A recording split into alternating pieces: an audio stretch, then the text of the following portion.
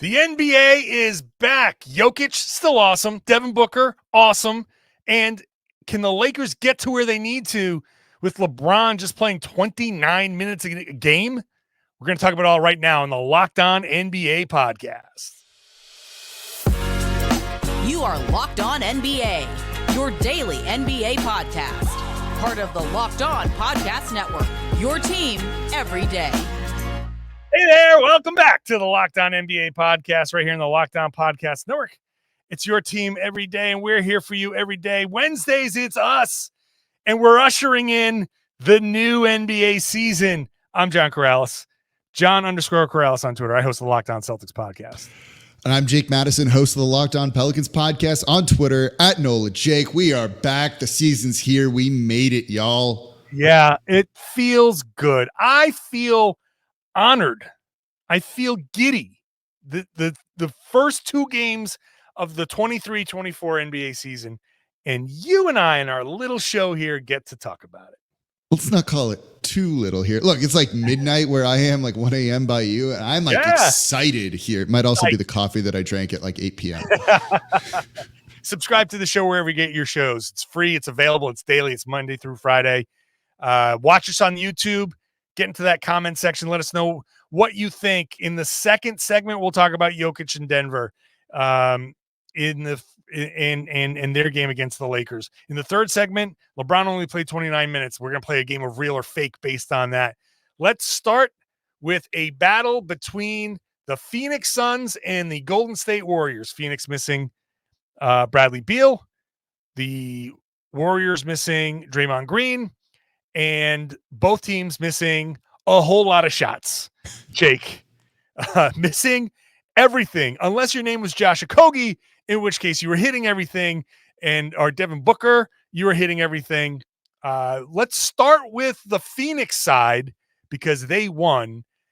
Not only am I impressed, Jake, with Devin Booker, 32 points, 8 assists, 6 rebounds, I am extraordinarily impressed with the Suns up 2 and needing a bucket to ice this game. They run pick and roll with Booker and Yusuf Nurkic, and Booker bullet right on the money, hits Nurk, rolling down, off balance, finishes the layup, ices this game. The questions about running the point for Booker, this is a hell of an answer for him to get those 8 assists and that crucial one to ice the game. Yeah, it kind of just shows you like how well-rounded his game can be. Like we know he's a scorer, right? We even did a show on this last season, right? Of like, who are players gonna, like the next generation gonna idolize, right? Coming in, how they kind of all idolize Kobe, the current generation, like Jason Tatum on your team, right? And it was like, I think Devin Booker might be the sleeper answer to this because of how good of a scoring 2 guard he can kind of be. Yeah. But now they're running him at point guard and he's showing off all these other skills. And when you think about them trying to really integrate Kevin Durant, Bradley Beal in here, guys that need the ball in their hands, for him to kind of not necessarily take a backseat per se, but be willing to be more of a facilitator than he ever has been before, and then have such an exclamation point of that on opening night, it makes you feel really good about the Suns figuring things out, integrating everybody sooner rather than later. And shout out to Nurkic, 14 points, 14 rebounds. He was good. They don't have to deal with the drama of like Ayton being like, I only got 14 points and now I'm upset, right? Like kind of just put in a low usage guy that you can use how you need to use and everybody's happy, even if I don't love him as a player. Yeah, it's not always going to work, but like I've said before, I didn't mind it as much as other people did because he kind of gets out of people's way as opposed to Ayton, who was in people's way kind of, and he had to change his game. So is Nurkic the best? No, he's not. But like that play, that pick and roll, that finish was not gonna happen with Ayton. That was gonna be more of a pick and pop or something like that. Like that was gonna be a much different shot in that scenario. So at least you have like that aggressive hard roller against a Warriors team who defensively, yes, they had 11 steals, but without Draymond Green, they really are suspect defensively. No one is there in the middle. So he knew it. He rolled hard. He was aggressive, and he got the bucket out of it. So I mean, this doesn't tell us a whole lot. It's the first game of the season. It's one data point. We don't know where this is going to go. But for a Phoenix Suns team that's looking to be a championship team, to get that immediate point guard performance out of Booker is great. To get that immediate center performance when people are questioning that is great. Kevin Durant will figure it out. Brad Beal will come in and figure it out. You get a horrible shooting night from Eric Gordon. You get a horrible shooting night from Grayson Allen. But you get a nice performance from Josh Okogie. That's somebody you're going to need to step up. I think it's as encouraging a win as you're going to get on the first night of the season, right?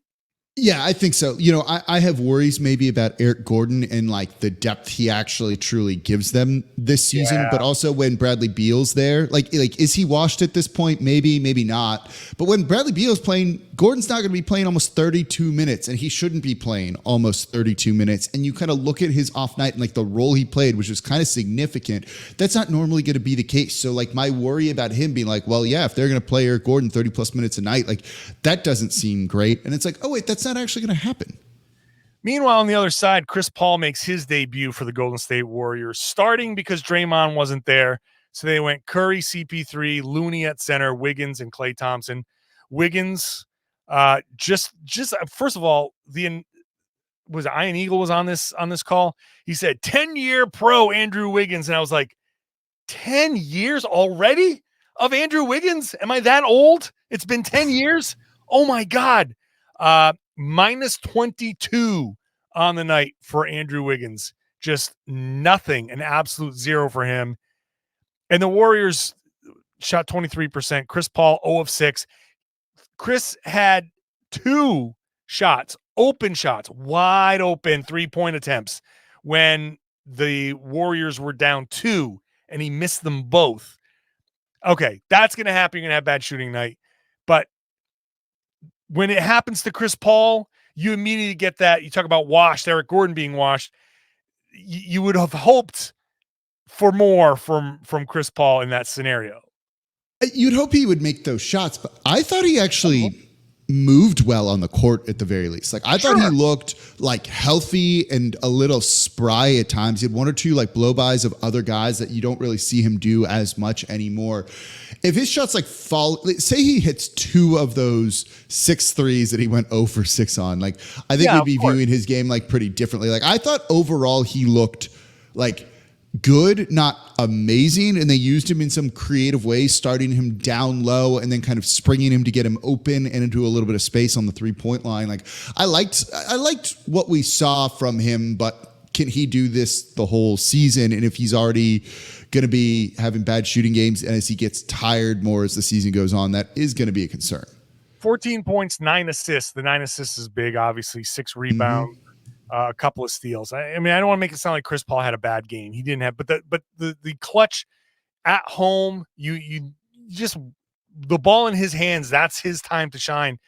You want to see him hit one of those shots. He had a nice kind of like he grifted his way to a 3-point play earlier in the game and was his normal manipulative self when it came to drawing fouls and stuff like that. So we don't know what the Warriors are going to be yet. And it's hard to judge when Steph Curry goes 4 of 14 from 3. Like it's going to take a little bit of time, I think, for everybody. Klay Thompson struggled 3 of 13 from 3. So without Draymond, they're not going to go anywhere without Draymond. They're just that without Draymond Green, they're going nowhere. They didn't have him in here. It's only the first game of the season. So you got to see him first before we make any judgments. But on the positive side, Moody was good. Kuminga was good. But why didn't Moody play more when you don't have Draymond Green to compete with him for like minutes and other things? Was a little kind of surprising to me. Yeah, that's a good question. That is a good question. And maybe at some point in our like say, recording, Kuminga too. It's like, how come like they weren't getting more minutes? But I don't know. That was like my one question there. My guess is that they probably were trying to find some chemistry here with this group, and you can go to that later, but they need to start feeling some chemistry here with these guys. That's my guess. You know who has a ton of chemistry? The Denver Nuggets, the champs, who got an incredible ring, raised the banner, and then got an incredible performance from Nikola Jokic. We're going to talk about that in just a second. Today's show is brought to you by our good friends, our great friends at PrizePicks. PrizePicks is daily fantasy done right because it's you against the projections. It's not you against players. It's not you against some, people with algorithms. It's you. It's the projections like the one Jake is going to take on Zion Williamson. 24.5 points, more than 24 and a half points for him. I'm looking at the Celtics and I'm going to say, Jaylen Brown, 22 points against the New York Knicks. I'm going more than that. If I put $10 down and I can pick my 2 to 6 players, if I get my 6 players right, I can turn my $10 into $250. That's how PrizePicks works. And that's pretty good. You get 25 times your money. Who doesn't want to make 25 times their money? You can go to prizepicks.com/LockedOnNBA. LockedOnNBA is the code. prizepicks.com/LockedOnNBA. And you get a first deposit match up to $100. So make sure you go to prizepicks.com/LockedOnNBA for a first deposit match up to $100. That's deposit 100, you get 100, boom, and then you can get up to 25 times your money. That's what you do on daily fantasy. PrizePicks is the way they do it. It's done right, and I recommend PrizePicks. Thanks for making Locked On NBA your first listen every day. Locked On Fantasy Basketball. You want fantasy? Josh Lloyd, Locked On Fantasy Basketball podcast. He's the man. He is the man. Find it where you found this podcast. In the early game in our exhaustive, expansive 2-game slate for opening night. Oh, the hard work we must go through to watch 2 basketball games. Denver Nuggets beat the Los Angeles Lakers. Dare I say the scrappy, never give up, mom and pop Los Angeles Lakers. You're not wrong on saying that. Like, that's the way I want to describe them on the show, and I mean that in a very good way for them. It's hard for me as the Celtics guy to say it, but it's true. I got to be loyal to the game. It was true. The Nuggets looked good. They were up by 18, and the Lakers did not quit. Though they went up by, I think, 16 later in the game.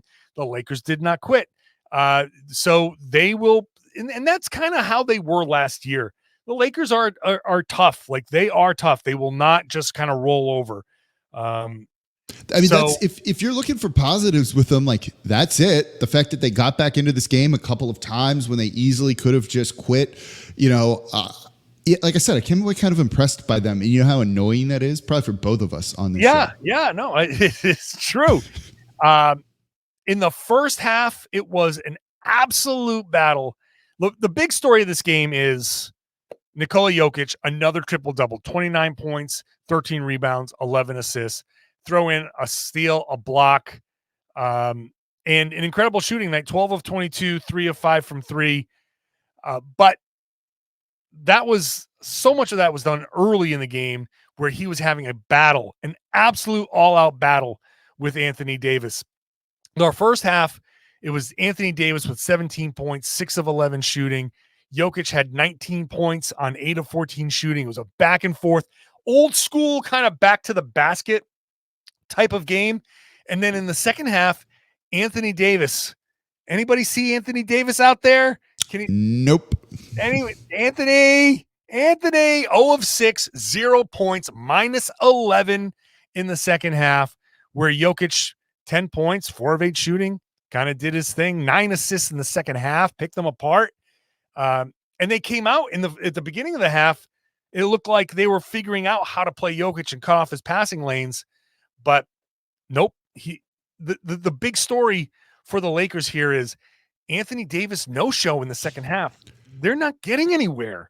if Anthony Davis is no showing for big portions of games.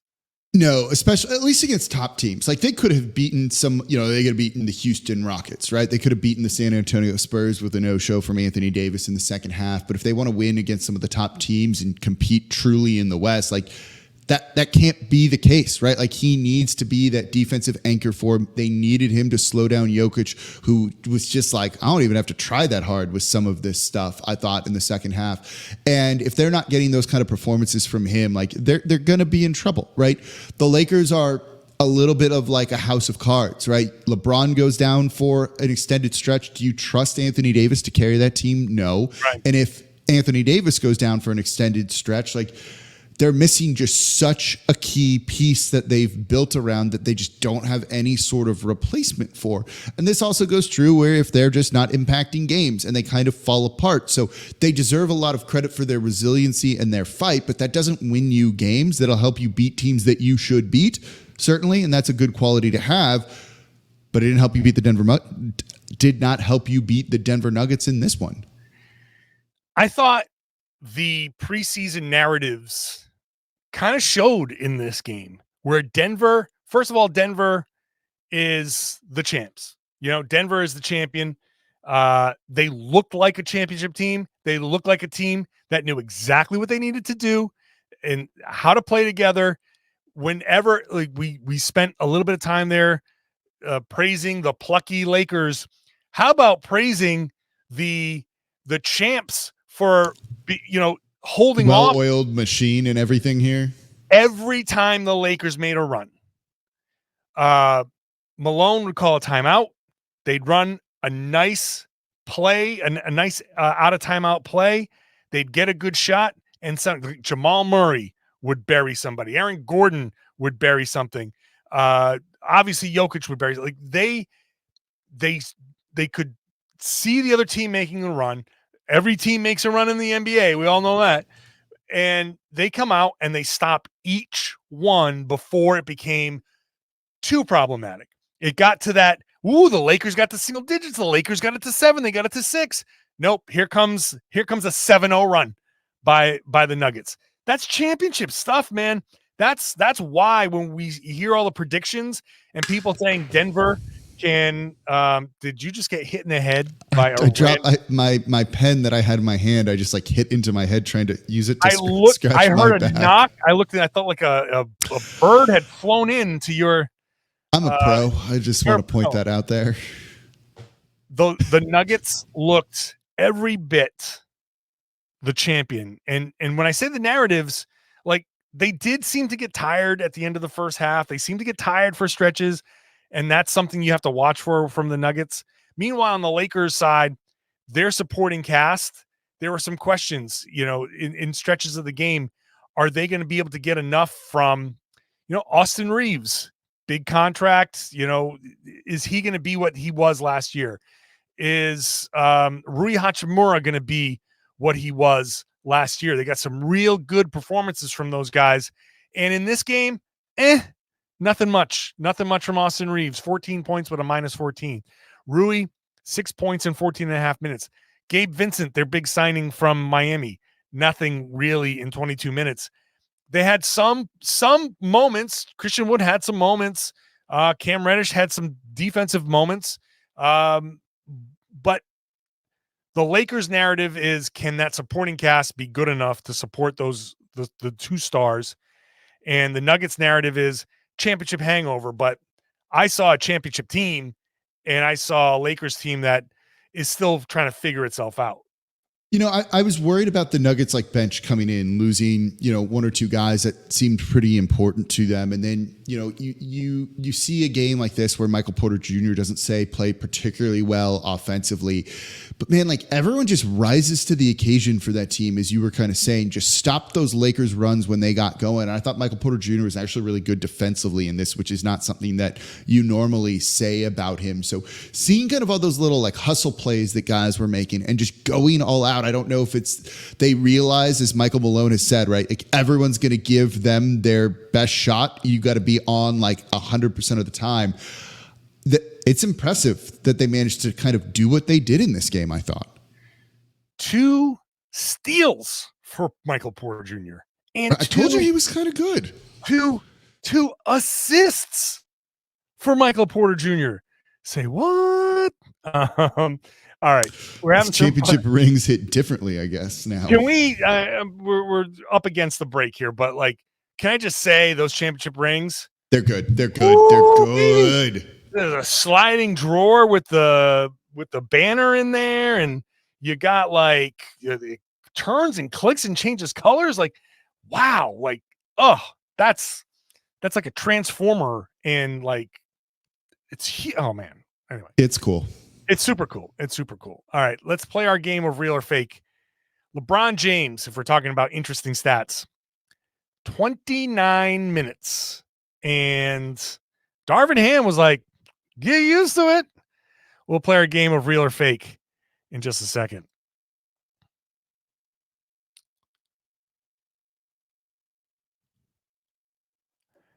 So when Anthony Davis isn't playing well, you got to rely on LeBron James to play well. He played 15 minutes in the second half, but there's 24 minutes available in the second half for a player to play. And that means that for 9 of them, LeBron James was sitting on the bench, which is a lot of time for LeBron to sit on the bench. He played 29 minutes in this game, which is like really low. And after the game, Darvin Ham was asked about it, and he said, he was asked, will this be a trend? And he said, we'll see. In all likelihood, yes.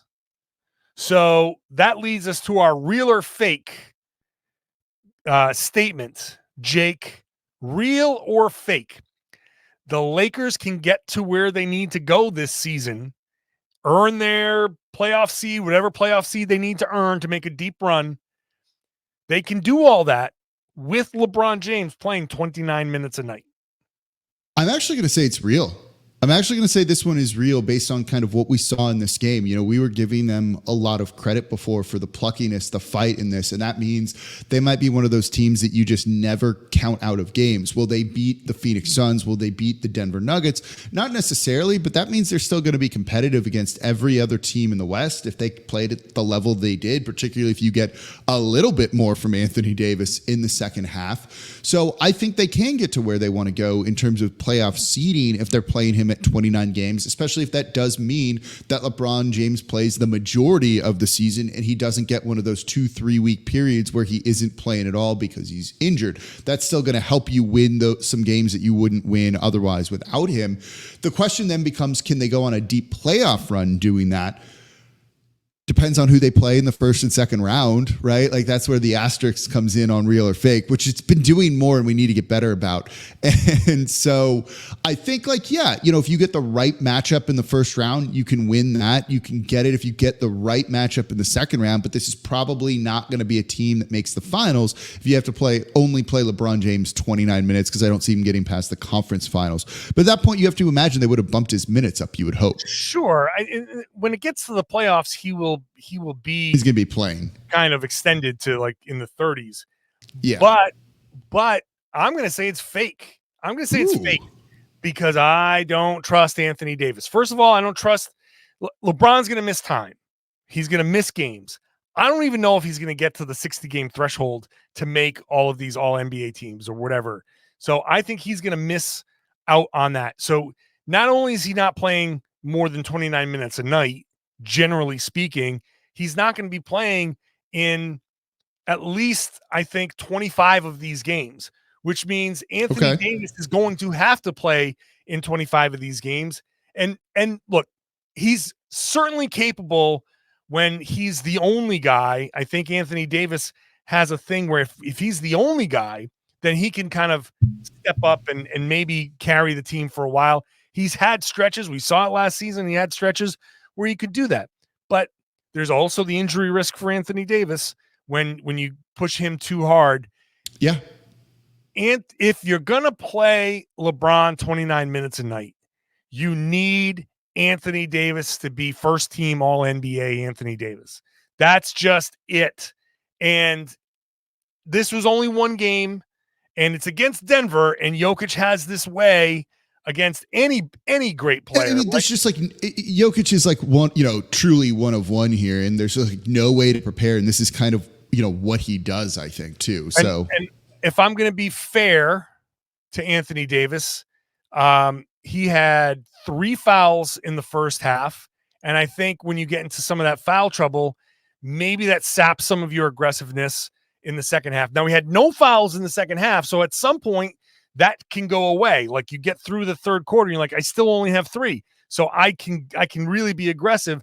He never got that back. And again, against the champs, against Jokic is always a tough matchup for everybody. So I'm not going to say this is what he's going to be, but Anthony Davis has a history of not being there when he's needed all the time. So I feel like if LeBron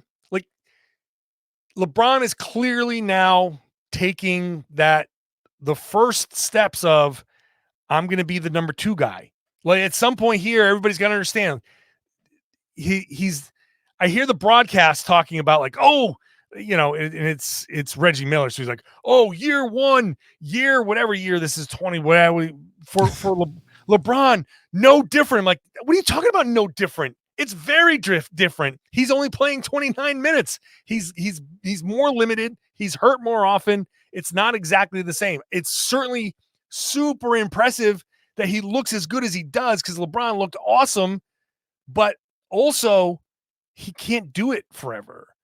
And so this is the beginning of the step back. I just don't trust Anthony Davis to take that step up. And so I don't think the Lakers in this Western Conference can get to where they need to go. I think this is going to be a tough seed. I think they're going to not have home court. And I think that's going to potentially lead to an early exit. I mean, as someone who covers the Pelicans, that's cool for me, I guess. But no, look, I can see it. Maybe this is one of those things of where we're going to be doing a real or fake later in the year that kind of hinges more around Anthony Davis and his role and what he's capable of doing. Certainly, I think there's enough pieces there that they have some depth that I don't hate, that they've got fight in them. They do seem well coached. They can come up with some pretty sound defensive game plans. They did well enough, or as well as anyone really could, I think, against, Denver in the playoffs. So I think they'll be okay against like most teams. I think Denver is that unique and that special with Jokic that it's much more of an outlier than the norm. And I liked enough of what we saw. So I think they'll be okay.